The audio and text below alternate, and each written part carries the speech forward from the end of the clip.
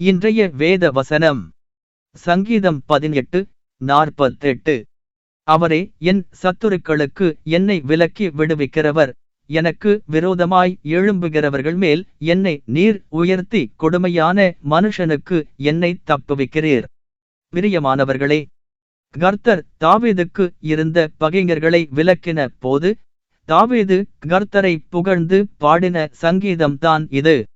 நீரே என் சத்துருக்களுக்கு என்னை விலக்கி விடுவிக்கிறவர், எனக்கு விரோதமாய் எழும்புகிறவர்கள் மேல் என்னை நீர் உயர்த்தி கொடுமையான மனுஷனுக்கு என்னை தப்புவிக்கிறீர் என்கிறார்.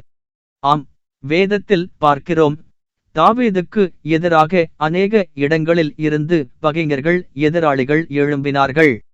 தாவீதை கொலை செய்யும்படியாய் எதிர்த்து நின்றார்கள். தாவீது மேல் பொறாமையாய் இருந்தார்கள், குற்றம் சாட்டினார்கள். ஆனாலும் தாவீது நெருக்கடியின் மத்தியில் தேவனை நோக்கி கூப்பிட்டார். என்னுடைய சத்துருக்கள் இவ்வளவாய் எழுப்புகிறார்கள் என்று சொல்லும்போது தேவன் தாவீதை சத்துருக்களின் கைகளுக்கு விடுவித்தார். தாவீதை மிகவும் உயர்த்தி அவனை பழிவாங்க நினைக்கும் மனிதர்களுக்கு தப்புவித்தார். இன்றைக்கும் உங்களுடைய பிரச்சனை எதுவாயினும் தேவனை நோக்கி கூப்பிடுங்கள், தெரியப்படுத்துங்கள். வேளையில் நெருக்கடியா? குடும்பத்திற்குள் குற்றம் சாட்டுகிறார்களா? தொழில் காரியங்களில் பகைஞர்கள் எழும்புகிறார்களா? உங்களை கொலை செய்யும்படியாய் உங்களுக்கு எதிர்த்து நிற்கிறார்களா? எப்பேற்பட்ட காரியமாயிருந்தாலும் தேவனிடத்தில் தெரியப்படுத்துங்கள். உங்களை அவர்களின் கைகளுக்கு விலக்கி காத்துக்கொள்வார். உங்களை அவர்களுக்கு முன்பாக உயர்த்துவார். உங்களை எல்லாம் தீங்குக்கும் விலக்கி தப்புவிப்பார். கர்த்தர் உங்களை ஆசீர்வதிப்பாராக. ஜெபம் செய்வோம். இந்த செய்தியை கேட்கிற ஒவ்வொரு பிள்ளைகளோடும் நீர் பேசுவீராக. தகப்பனே, இந்த நாளிலும் இந்த வார்த்தையை கொண்டு என்னிடம் பேசினதற்காய் உமக்கு ஸ்தோத்திரம். உம்முடைய பிள்ளைகளுக்கு அநேக இடங்களில் இருந்து சத்துருக்கள் எழுப்புகிறார்கள். நீர் அவர்களுக்கு துணை நின்று அவர்களை எல்லா தீங்குக்கும் விலக்கி காத்துக்கொள்வீராக. அழிக்க நினைக்கும் சத்துருக்களுக்கு முன்பாக நீர் அவர்களை உயர்த்துவீராக. எல்லா சத்துருக்களின் கைகளுக்கும் நீர் அவர்களை தப்புவிப்பீராக.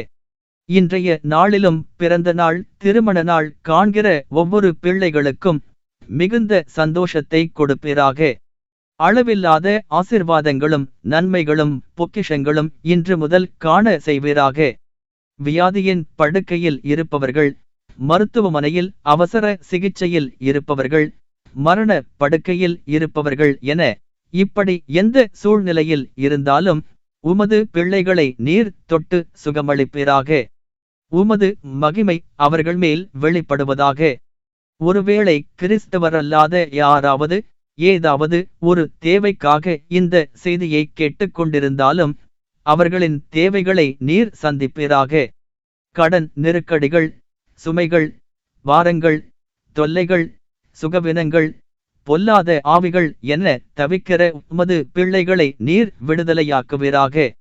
இன்றைய நாள் முழுவதும் நீர் உம்முடைய பிள்ளைகளோடு இருந்து அவர்களின் தேவைகளை சந்திப்பீராக. போக்கிலும் வருகிலும் உம்முடைய கரம் அவர்கள் மேல் இருக்கட்டும். காத்துக்கொள்வீராக. ஆமேன்.